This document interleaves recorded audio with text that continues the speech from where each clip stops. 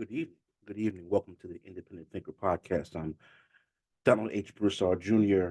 Welcome to episode 6. Um, this episode will be entirely about the um, verdict, if you will, of Donald J. Trump, um, and looking at the ramifications of the verdict from the Southern Manhattan District of New York. And I really want to take my time just a little bit, at least to provide my perspective on this, use some evidence that I'm going to put in the description below as well. This is an interesting case. I do believe from talking to individuals who are knee deep in politics, like I was, and I'm getting back into it, um, that this case is most doubtably the quote unquote weakest of the cases, even though he was convicted of the crimes. And allow me to e- explain a little bit as to why people believe that this was the weakest of the cases. Um, so, this was the weakest of the cases, mainly because the underlying perspective of the case is the issue. Um, Allow me to kind of explain, right? So Donald Trump was first indicted in March of 2023 by the Manhattan District Attorney, and state charges related to a hush money payment scheme to an adult film star in 2016. Now, let me backtrack a bit on this. Essentially, what's happening here is that the Manhattan District Attorney is stating that Donald J. Trump used underhanded means in order to pay off a porn star who he had sex with or intimate relations with for one night. Um, and because he used these underhanded tactics, and it wasn't part of the books as a business quote unquote venture or or event or um investment, however you want to look at it, he violated underlying crimes. Now, keep in mind on the back end, all the way in the beginning portion of it, Trump had a sexual encounter or a sexual engagement, if you will, with a woman named Stormy Daniels. She's an adult film star, in quotations, um, and um, or she's originally from Louisiana, like I am, but she got into the adult scene um relatively early in her life. But in this particular encounter, he had a sexual affair with her while his wife, Melania Trump, was taking care of their newborn son, Barron. So no matter how you look at it, no matter how you look at it in regards of a moral perspective, it doesn't matter. At least on the perspective of uh, white collar crime, this was illegal in regards of how he paid this money, right? Continuing on, so basically on like May 30th, he was found guilty on all 34 counts of falsifying business records in the first degree by 12 jury members of his peers. This is important also that They found 34 different counts or 34 different areas within the books and the scheme that they found to be he found to be guilty on, which is important. On the first degree, this concept of a first degree is what we call, or what individuals call, an E felony. An E felony is what you would call a low tier felony charge. This isn't close to being like a sexual assault or, a situation where someone unalives, right, or someone unalives someone, right. That's not the case whatsoever. It's not even that far of a crime, that high of a crime itself.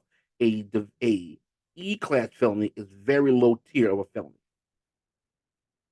With that being said, the jury, based upon the evidence presented, based upon the evidence presented, showed that there was 34 areas of misconduct on a Class E felony charge and found him guilty on all.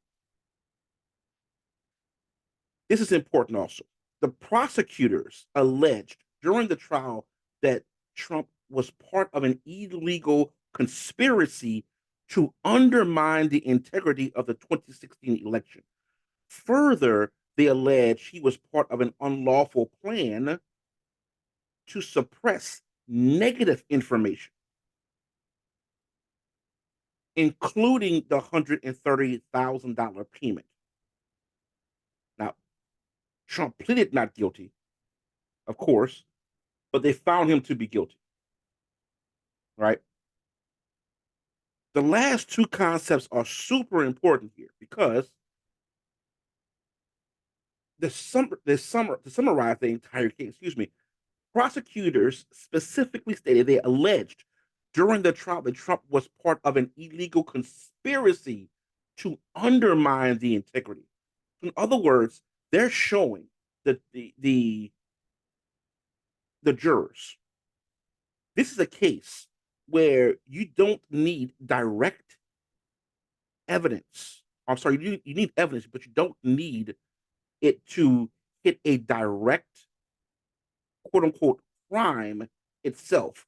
We have to show that the cause or the case presented was that Trump and the individuals behind this case purposefully and with willful intent wanted to shut down any type of rumors regarding his affair because they believe it would significantly harm the opportunity for him to be president of the United States. Which, by the way, is true. Whether we want to admit it or not, it's true, right? But more importantly than just that, keep in mind of the, I guess you can call, backlash to the um, Hollywood access tapes that happened. He was concerned about that, and that's what the prosecutors were saying. He was concerned about that. His numbers dipped, and because this situation would have come up to light in regards of his affair with Stormy Daniels, then it would have sunk his opportunity to become president of the United States. And therefore, he utilized underhanded means to divert money away to pay off Stormy Daniels, which is illegal. Now, it is important to know the key people in this case. And technically, there are four key individuals in this case. One, Michael Cohen, former lawyer for Donald Trump, was a personal attorney who specifically stated that Trump directed him to pay the hush money to Daniels due to the ramifications of his 2016 presidential campaign. I want to be very clear about something. While Michael Cohen did go to prison for um, a couple years ago. He went to prison based off these same charges that Trump has been convicted of. Keep that in mind, right? The second key person in this case is Stormy Daniels herself. And Daniels, as an adult film star, had publicly alleged prior um, to this case coming about. I think it was on a late night TV show, and hinted at the fact, or insinuated, if you will, that she had some sort of affair with Donald Trump in 2006 and was paid off to keep silent because there were rumors that was kind of bubbling to the surface. Now, to be fair, Trump denied the affair. And I'm going to get to that part and I'm going to tie this part with the case in regards of him being tried throughout the 6 weeks in a second. Then you have David Pecker. And David Pecker, the former publisher of the National Enquirer, by the way, that Trump owned and invested in, allegedly helped broker the deal with Daniels to get paid, almost in a money laundering scheme, if you will, um, and arranged to catch and kill a story that was coming out regarding the affair between Stormy Daniels and Donald J. Trump. If you watch the court case or if you heard about it, David Pecker on stand admitted to this, which contradicts the perspective of Donald J. Trump. And the fourth individual that's important to gather here is Karen McDougal. You might be asking yourself, who is Karen McDougal? Well, I'm glad you asked. Right? Karen McDougal is a model, an actress who has said she had a months long affair with Trump during the same time he allegedly had a one night affair with Stormy Daniels. Um, in 2006, and was paid 150,000 to keep it quiet by the National Enquirer. Now, Trump has denied the affair. Keep it honest that on that level, keep it as fair as possible. But prosecutors may use the payoffs as evidence. So, which they did. So, in other words, what Alvin Bragg's team did was to show a couple things. Number one, a pattern of misbehavior by Donald Trump, not in particular in regards of his alleged cheating, but more so of his alleged money, quote unquote, laundering scheme to shut Karen McDougal and Stormy Daniels up, which is extremely important because you have to show some sort of cause. You have to show some sort of perspective that um, shows a pattern, if you will, of misbehavior that goes against the current laws on the book. Now, there are a couple strengths and a couple weaknesses to this case overall. Now, before I get there, allow me to say this. A lot of people have been saying, well, Trump can pardon himself. That's false. I want to be clear. That's false. The only time anyone can pardon someone on a state level crime is the governor. And in this case, the governor is Kathy Hochul. And Kathy Hochul happens to be a Democrat, much more of a moderate Democrat, but Democrat nevertheless. So let's get that out the way. He can't pardon himself on state cases, only on federal cases. And I'm not going to touch the perspective of the January 6th case because that's on a federal level.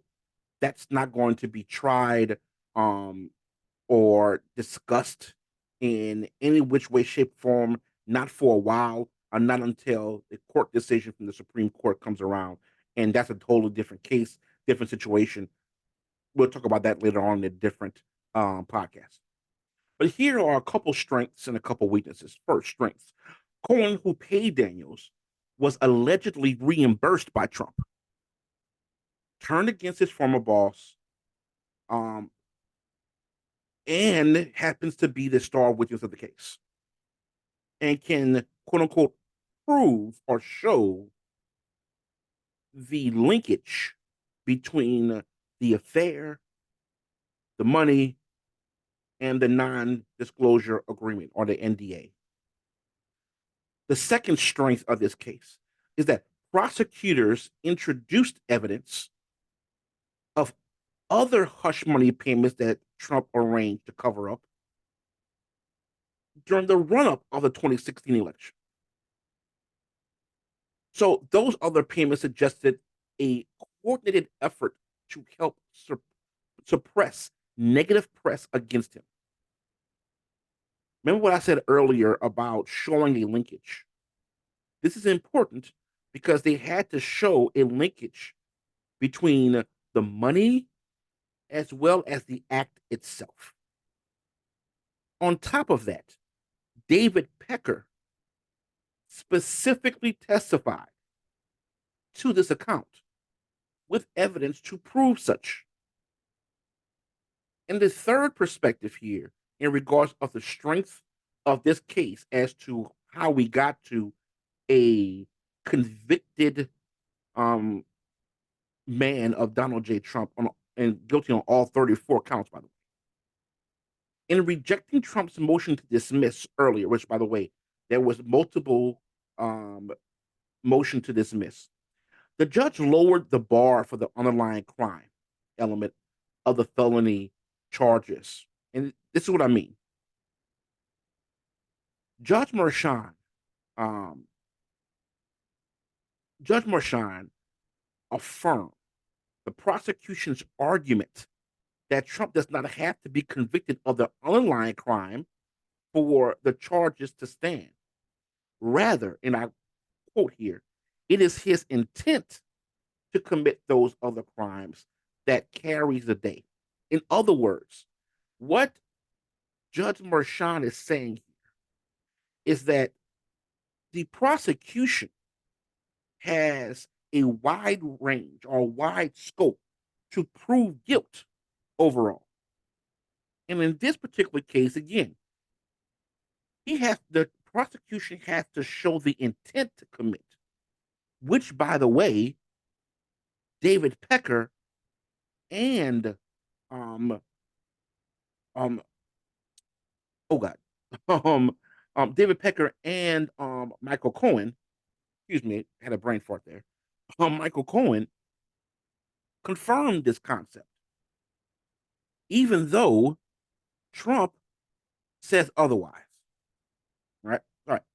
So now here are a couple weaknesses of this case. That's a few weaknesses that we have of this case, right? One, prosecution's decision to elevate the business records or the business record charges into felonies by linking them to an underlying violation of the election was a novel legal theory. However, some critics truly believe that the prosecution overstepped by doing so. Um, in other words, what the prosecution tried to do was to use a football term, to expand the goalpost, right?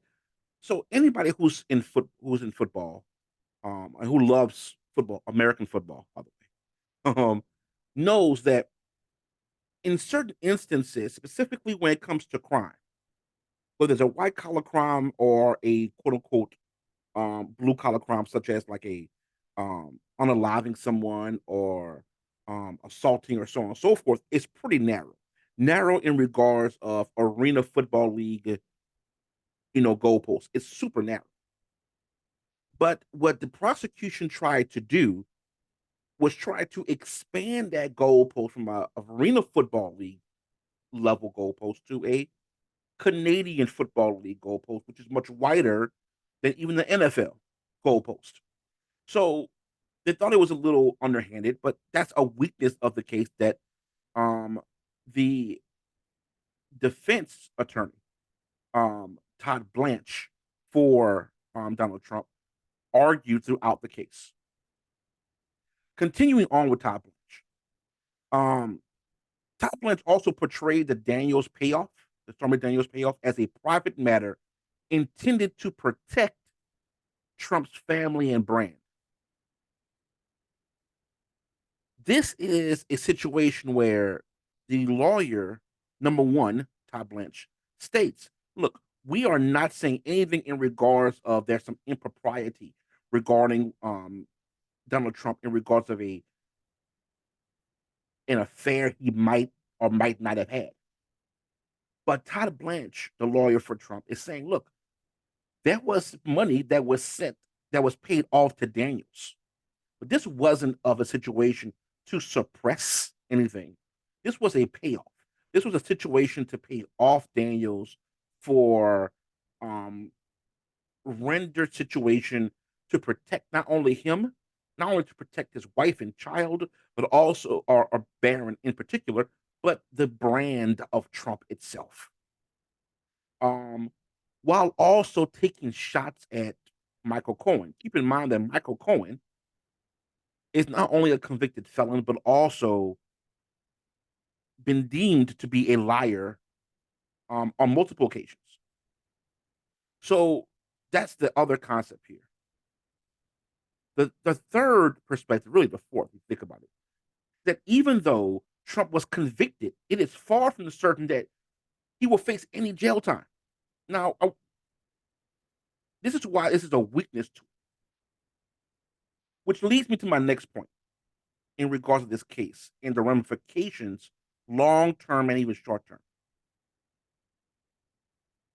With all 34 counts that went against Donald Trump, the maximum amount of time he can make or he can have in prison is 4 years. Okay. If I'm not mistaken, I believe that Michael Cohen had a little less than 4 years.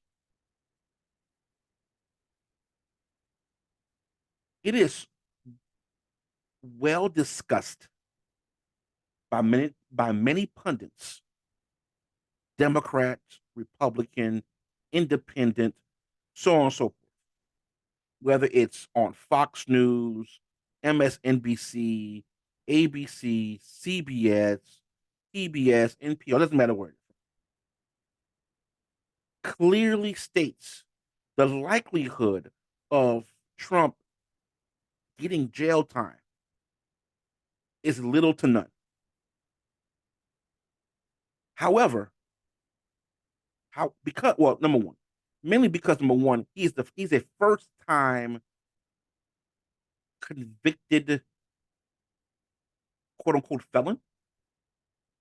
It is the first time he is this way. So many times, in certain instances, first timers do not get maximum punishment.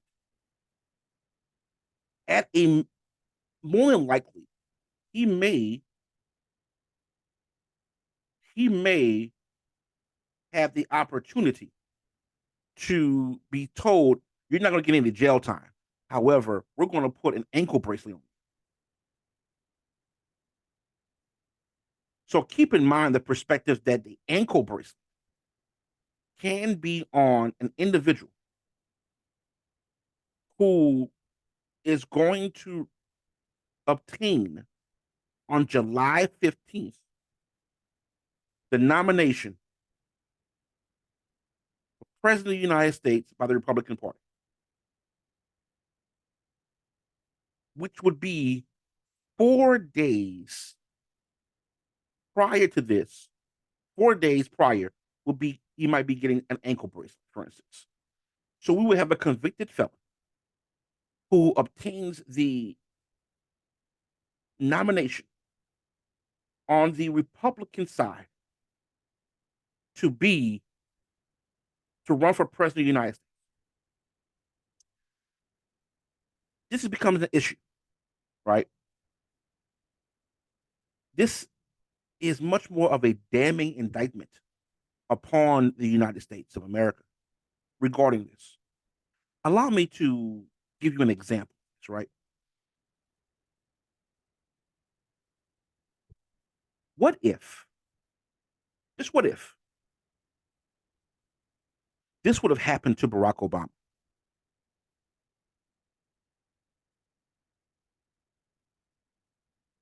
Would the vitriol of would the vitriol be this way? In other words, or a better way to look at it, would the Republican Party feel the exact same way if it was reversed in regards of Obama? I venture to say no.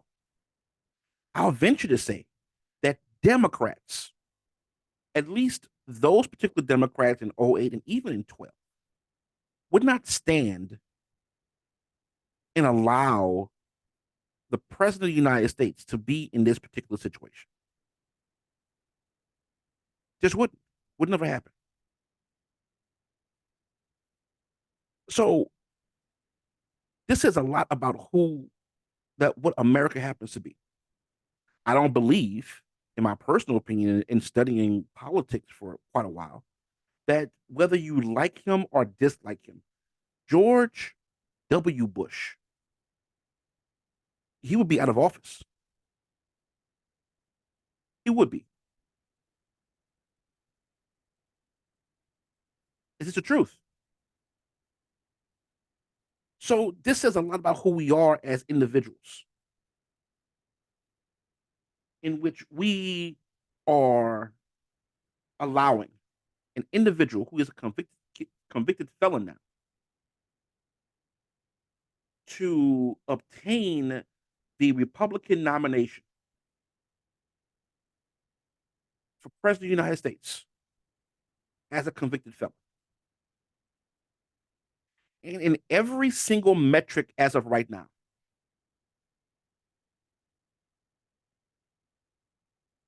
Donald J. Trump is winning, whether it is by 2 to 3 points, which is basic the within the margins of error, or in some cases 4 to 6%, and in some areas that's very skewed, even more than that.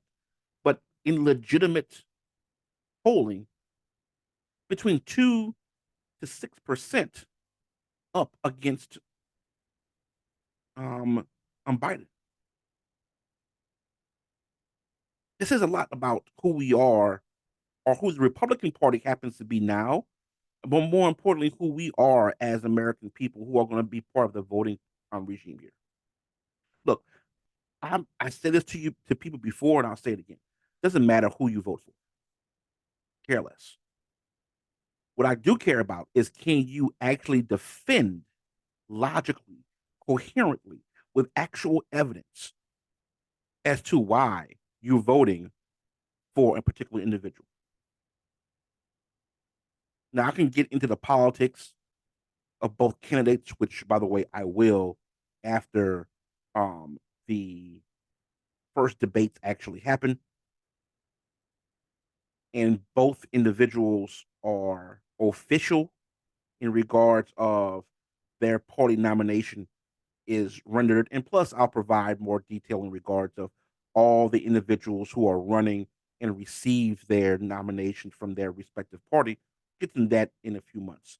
But in this particular case, it's extremely important to note that the long-term ramifications of this particular matter is grave. In other words, this particular situation, by having a convicted felon to run in a major political party, and for that political party to to a certain extent, about 80%, 80 to 90% of the political party to be in lockstep with this individual who, in many instances, whether you like to hear it or not, is morally corrupt, kind of morally vile, but individuals within the Republican Party knows it and still will back him no matter what. And it becomes more so now. And even with this conviction, to a certain extent, there have been an increase of support for him to the point that within the time that he was convicted in the in on May 28th, that entire month of May, he raised over $28 million. Think about this. The time that he is on trial for a for 34 counts of legal falsifying records in the first degree to the point where it's almost money laundering. He raises 28 million. He is a viable candidate that can win and can be, if my research serves me correctly, the first felon to win or possibly win the presidency of the United States. So there is significant ramifications regarding this. It's it's kind of, to a certain extent, it's kind of shocking, right? It's kind of shocking that we're in this particular position that we're in right now. The This turn, if you will, this shift in the political landscape has been pretty swift. Um, and it is important to understand that sometimes making history isn't as good as you may think it is. So I am on this perspective that we need to seriously take a look at the case, or all the cases, in fact, that he is been charged with. He's already been convicted of 34 counts in regards of this case, of the quote unquote hush money case, um, which is important no matter what, right? You also have to understand that he also has cases in regards to the federal election interference case. That's on his plate. That as of right now, there is an indictment, um, and the charges are pretty extensive. Two felony counts, um, including one conspiracy count of obstructing an official proceeding, one felony count of conspiracy to defraud the United States, and one felony count of conspiracy against rights under the United States Constitution. These are significant charges. And then on top of that, you have the Georgia election interference case. And in this case, you have multiple counts. You have a count of violating the Racketeering, Influenced, and the Corruption Organizations Act, RICO. You got one count of conspiracy to commit impersonating a public officer, two counts of conspiracy to commit forgery in the first degree, two counts of falsifying statements of writing, two counts of conspiracy to commit false statements and writings, one count of filing false documents, and one count of conspiracy to commit filing false documents. Now, I think this case, in regards to the Georgia case, has much more teeth, if you will, to it. Because quite frankly, you already have um, you already have multiple players in here that's part of the Republican Party that's going to um, testify against Trump. Brad Raffensperger, um, who is the Secretary of State of Georgia. You have David Schaefer, who is the Republican Party chair of Georgia. Um, we don't know what Mark Meadows, who happened to be the chief of staff at the time for President Trump, is going to say if he flipped already. John Eastman, who was the lawyer, and who came together to do this quote unquote stunt, if you will. We don't know what he has said so far, and Rudy Giuliani, Lord knows about him. Hopefully his hair dye doesn't sweat away. But nevertheless, there are some serious charges here. Now, the fact of the matter is, the Georgia case and the federal case will not occur, um, at least not right now. It's not going to occur before the Republican National Convention, and it's not going to happen before the election actually happens. For the federal case, you may want to thank the Supreme Court for that one. For the state case, in regards of Georgia, you may want to thank some individuals um, who um, who believe there was some impropriety between Fannie Willis and and a former lawyer slash employee underneath Fannie Willis. Um, but um, they have much more teeth in regards of quote unquote staying power, prison sentences, prison terms, um, as opposed to the New York case. But that's basically what this is all about. And the last thing I want to talk about is the social impact here. Um, I kind of hinted at the fact that this says a lot about who we are as individuals in America. America itself is not perfect, not by any stretch of the imagination. The United States have a lot of flaws. Um, the United States have a lot that goes against them. Us as a country, we admit there are some inequities in the justice system. We admit there are some individuals who feel some type of way about black folk and Hispanic folk and even white folk, Jews and Catholics and Muslims and so on and so forth. There is racism and discrimination. There's hate.